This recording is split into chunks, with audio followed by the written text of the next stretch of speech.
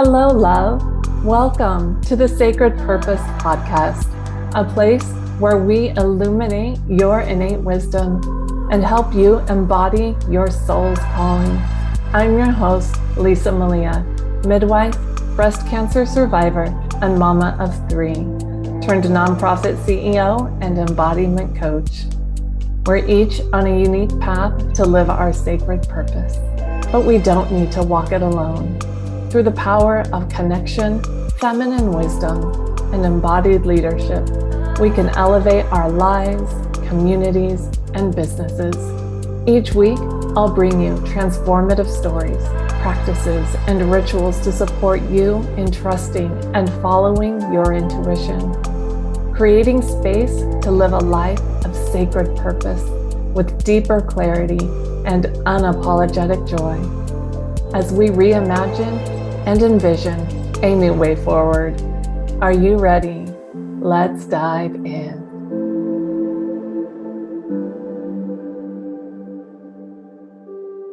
Okay, so we all want more energy. We want to be more productive. We want to focus on the important things and improve our quality of life. So if you've been with me a while, you know that I do these energy upgrades every week. I recently started bringing them to the podcast, so I'm really happy to bring you another episode today.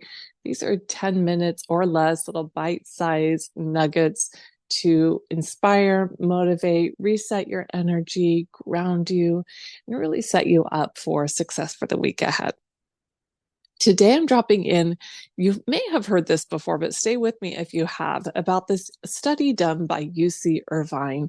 The question they posed was why attention management is the key to success, or that was their theory in any case. And the question they posed was, what harm can it do to check your email notifications, your texts, your messages, throughout the day? And what they found was a lot, actually. So according to the study, it takes an average of 23 minutes and 15 seconds to get back on task when you switch tasks. Like, this blew my mind the first time that I heard it, because I don't know about you, raise your hand if you are the queen of multitasking. I swear I figured there would be some sort of swing, switching tasks, refocusing, but 23 minutes and 15 seconds, that was more than I would have ever guessed. So the message here is that you're losing momentum every time you task hop, you switch, you change your focus. And they present this, that the solution is you will not only be more productive, but you will increase the quality of your life, because you will have more time and energy to devote to what's truly important when you can cut out some of these distractions, not to mention the amount of added physical and emotional stress that you create when you're doing that to yourself. So they recommend, of course, limit your distractions, stay focused, and block your time more efficiently. So as I was considering this, I was thinking, like, this actually applies to a lot of the things that I talk about around your intentions. And I want to apply this same theory to having a clear intention, to focus your energy, to follow your path with passion and purpose, and create the life you want and the work you want and the meaningful impact and the fulfilling outcomes that you want. So take inventory. What is the compounding cost? Let's call them distractions, right? So what are the things that are getting in the way of us staying on path with our passion and our purpose and what we really want? Things like overcommitting, busy work, self-sacrificing, or self-minimizing, just holding ourselves back in a way out of fear or lack of clarity or confidence, poor habits, negative influences, anything that's draining you of that life force energy that's holding back your hope, your courage, and ultimately not serving your higher purpose. So encouraging you to choose wisely so you can pour into the things that you care most about. So where's your energy going, and where can you limit some of those distractions that are draining your energy, that are not ultimately serving that higher purpose? Of course, there's things that we have to do, certain obligations that we need for survival, which ultimately is serving our higher purpose. But I'm talking about cutting out those things that are really draining at you. Like I said, those poor habits, the negative influences, the way we convince ourselves to stay busy, to be relevant, or overcommitting, or all those things that can trip us up and pull us actually off course from that higher purpose of what we really, really deeply, truly want.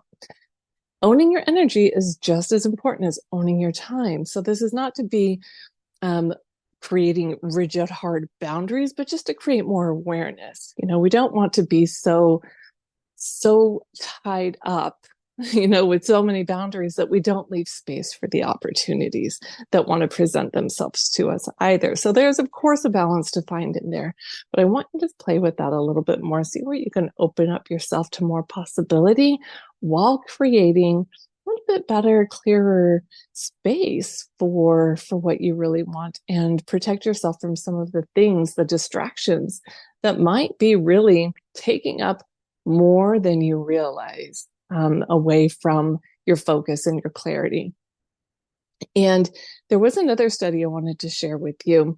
There was 2 focus groups, and each group was given a set of complicated problems to solve. One group was given nothing, no motivation, no inspiration, no positive interaction, just assigned a problem to solve. The other groups were given a piece of chocolate, or some inspiring video, some nice music, or some sort of a positive interaction before being presented with the problem.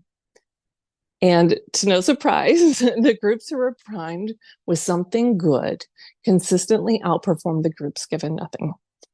They were more creative and they were more successful. They were more driven. They were more purposeful. So, and of course, I know the age-old saying that necessity is the mother of invention. Of course, that's true. But what the study illustrates is how important it can be for us to feed our energy something good, something inspiring, something motivating, something uplifting, so we can better lead ourselves forward, being open to better solutions, to creating better solutions. And I think it's really common for us to skip over this step in order to get to the next task or get to the next thing or solve the next problem or whatever, be it the next thing at our calendar. But this really illustrates the importance of feeding your energy, of nourishing your energy, to open up that space of creativity in your heart, your soul, your mind, your body, and set you up for success with that bigger vision that you have for yourself, that work you're doing, that life you want, all those things that we spoke about earlier, and setting you up for success on that path that you want to be walking on. So this is your permission slip. I want you to run with it. Don't minimize the impact of a little chocolate. They did use chocolate. So listen, hey, chocolate's getting its moment here. So if that's your thing, here's your permission slip. Give yourself space to create micro moments of peace, inspiration, joy, and encouragement. Do it every day if you can. And sometimes the best way to do that is to encourage someone else along your path. So fill someone else's cup, fill your cup, and go on about your day doing more incredible things. I hope this inspires you today. I hope you open up to more possibility, creative solutions for whatever it is you're working on. And know that I am hosting a free masterclass. It starts in 2 weeks, June 17th. We are diving into feminine leadership. We are diving into your purpose, your power, your presence. I am unveiling the feminine framework and how we can do this every day in the work that we do to bring more meaningful impact into our lives and everything that we do. I cannot wait to see you there. The link to sign up is in the show notes. And you will also see an invitation to apply to the mastermind. The Abundant Leaders Mastermind is open for applications. You don't want to miss that.